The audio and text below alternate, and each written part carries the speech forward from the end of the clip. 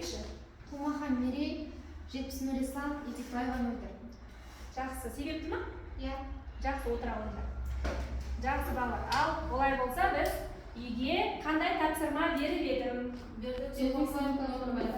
Бердібек Соқпақбаевтың өмірбаяны болатын, иә? Жақсы. Бердібек Соқпақбаев деген кім екен? Және қай жылы туылып, қандай шығармалары бар екен? Кім айтады? Ал? Бердібек Соқпақбаев 1924 жылы Алматы облысының Райымбек ауданында Қостөбе ауылында туылған. Повесть романдары «Балалық шаққа саяхат», «Қайдасың Гаухар», «Бастан кешкен», «Өлгендер қайтып келмейді», 16 жасар чемпион, «Жекпе-жек», «Менің атым Қожа» повестері елге ерекше танылған. Жақсы. Бердібек Соқпақбаевтың биыл неше жыл толып отыр екен? 100 жыл толып отыр екен. Жақсы. Бердібек Соқпақбаевтың көптеген шығармалары бар екен, иә балалар? Иә, өткен сабақта да өттік ол туралы. Енді бүгінгі біздің өтетін сабағымыз сол Бердібек Соқпақбаевтың шығармаларының ішіндегі бізге ең танымалы бұл менің атым Қожа шығармасы екен. Олай болса балалар, мен сіздерге экраннан қосамын. Ол менің атым Қожа шығармасын көрмеген бала жоқ шығар, иә? Бәріміз көрдік, балалық шағымызда да көрдік. Енді кішкене еске түсірейік, иә? Бәріміз экранға қараймыз. Мынау кім екен? Қожа. Яғни қожа ылғи, асығыс, сондай шалапұла жүрген жүрсі сондай, иә, қожаны.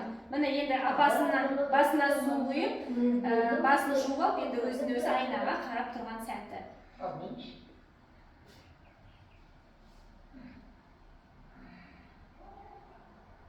Түрім болса мынау.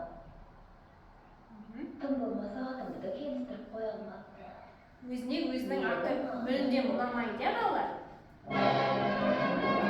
Менің атым Қожа. Яғни осы шығарма туралы бүгінгі біздің жаңа сабағымыз болмақ.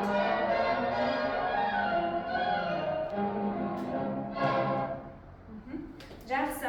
Олай болса балалар, менің атым Қожа шығармасын білмейтін оқушы жоқ. Бәріміз кішкентай кезімізден бастап осы шығарманы Бердібек Соқпақбаевтың менің атым Қожа киносын, шығармасын көргенбіз. Кітаптан да оқыдық, фильмден де көрдік, иә?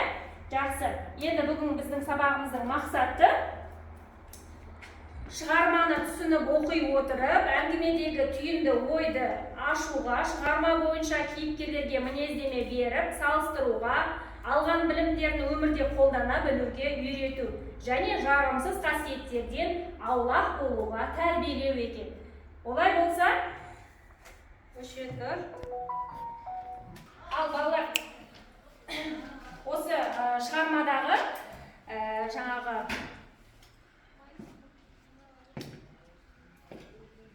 балалар, мына шығармадағы әртүрлі кейіпкерлер бар, иә, осы шығармада. Шығармадағы кейіпкерлерді біз қазір атап шығайық, есімізде де шығар. Бұл шығармада кімдер ойнайды? Сұлтан бар, иә? Сұлтан, Жандас, Майханова, иә? Ол қазақ тілін пәнінен беретін кімнің? Қожаның, Жантастың мұғалімі, иә? Одан кейін жаңағы әжесі ойнайды бұл кинода, иә? Кейіпкерлерге жататын. Анасы бар. Тағы кім бар? Есіңізге түсірейікші? Жанар бар, дұрыс айтасыңдар. Тағы да күзетші де бар, директор ағай да бар, иә, бұл жерде. Ал кім? Санжар? Әжесі бар. Иә. Яғни Сұлтан ол қожаның жан досы екен, иә? Бойы ұзын, сондай жаңағы бұзық өзі, сондай досы болған екен. Ал Қаратай деген кім екен? Ол көрші, колхоздағы комбайншы, Қаратайдың әйелі. Дүние салғаннан кейін жаңағы, Құдай. Ал балалар, біз енді қожаның жақсы жақтарын мен жаман жақтарын алып, екі топқа бөлінейік.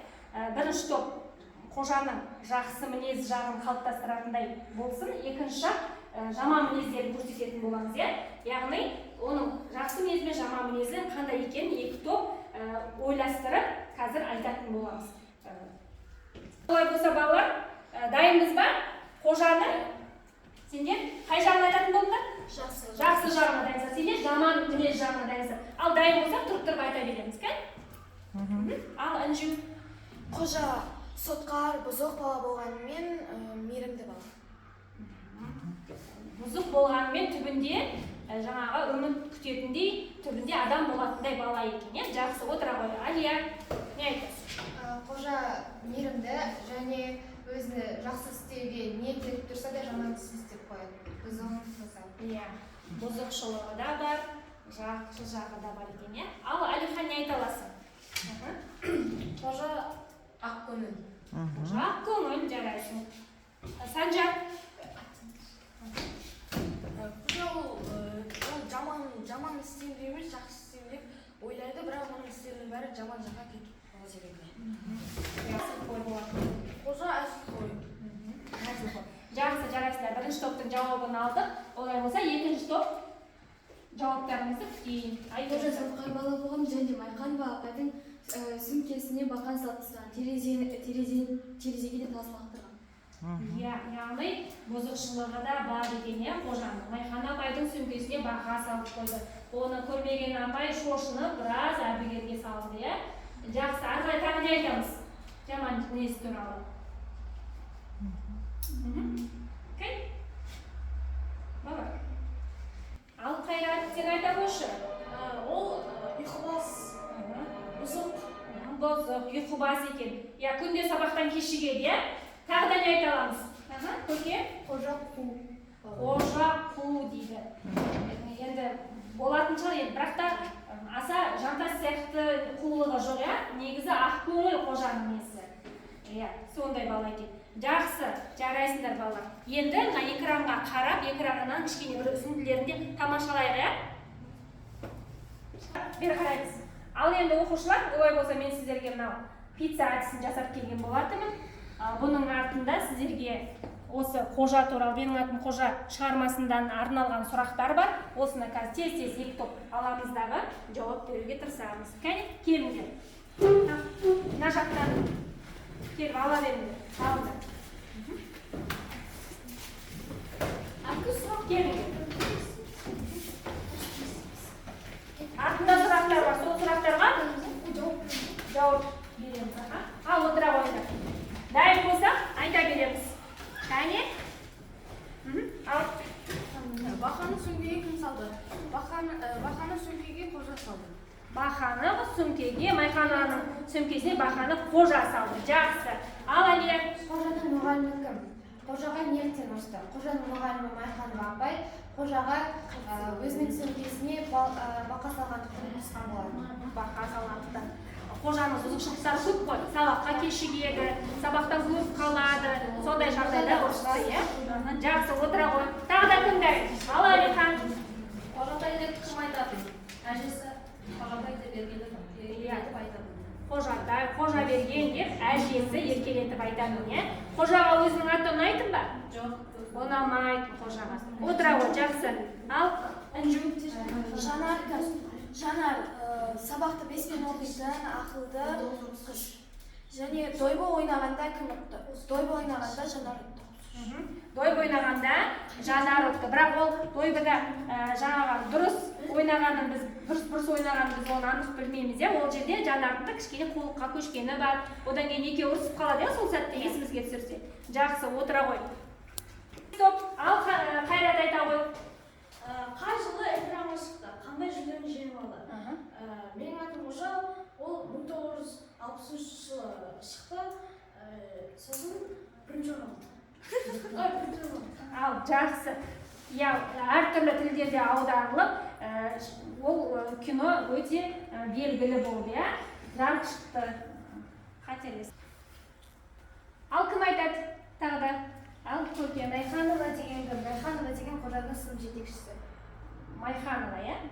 Райханова деп тұр. Жоқ, Майқанова. Рахманов деген кім? Ол қожа оқитын мектептің директоры. Дұрыс айтасың. Қожа оқитын мектептің директоры. Рахманов есімі. Ал, Асылай. Жиналыста қожа мектептен шығарды ма? Қожаның берген уәдесі қандай? Жиналыста қожаны мектептен шығарған жоқ, оны бір жолы кешіреміз деген уәдеде болған, және де қожаның берген уәдесі ол екінші бұзақылық жасамаймын деген. екіншілік бұзақы жасамаймын дейді. Жиналысқа түсті қожа. Қожаны жиналысқа түсірді. Өйткені қожаның бұзушылықтары көп болып кетті. Сондықтан әжесін шақырып жиналыс жасап оқудан шығарамыз деді. Оған қожа тағы да бір мүмкіндік сұрап, сөйтіп оны кешіріп мектепте қалдырды.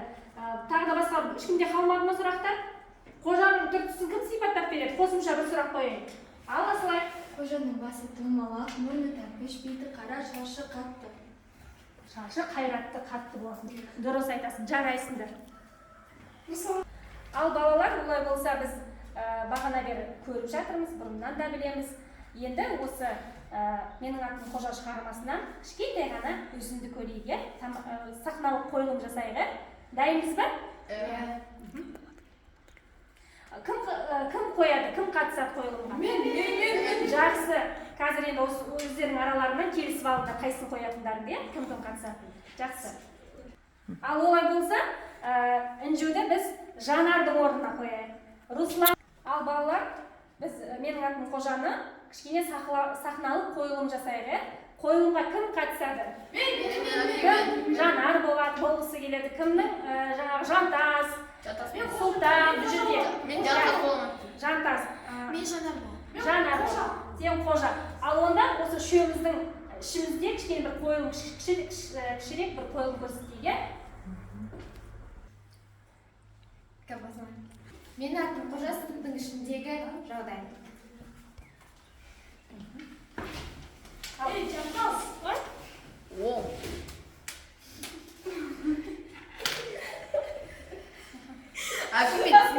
Менің атым қожа, сыныптың ішіндегі жағдайды көрсетеміз. Сыныптың ішіндегі оқиға. Менің атым қожа, сыныптың ішіндегі оқиға. Жанар, мынаны түсіндіріңізші, түсінбей отырмын. Мынау дұрыс емес, Жантас. Бұны дұрыс сағын.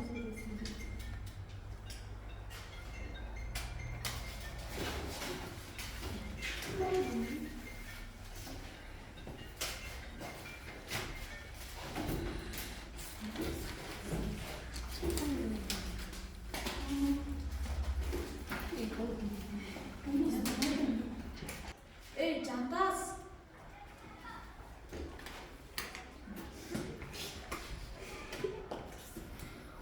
Майханым апағайсы.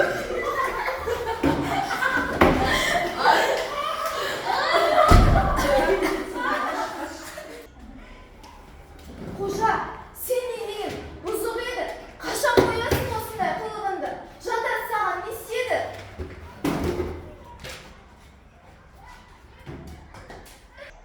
Ал балалар, жарайсыңдар. Енді талантты актер. Қане балалар, қошемет, керемет. Қойылымдары өте тамаша шықты. Сендерден үлкен үміт күтіп, болашақта үлкен актер, актрисалар шығатынына үлкен сенімдемін. Рахмет. Енді балалар, үйге тапсырма. Осы менің атым қожа шығармасынан үйге жаңағы қожа қандай болу керек деген тақырыпта шағын эссе жазып келеміз. Түсінікті ме? Иә, өздерің білесіңдер қожаның қандай екенін бағана да көрдік, бұрын да көрдік. Осы тақырып бойынша сілтемеге кіріп, қожаны тағы да көріп, білмегендеріңді тағы да біліп, ары қарай өздерің шағын эссе жазып келеміз. Түсінікті ме? Сау болыңдар.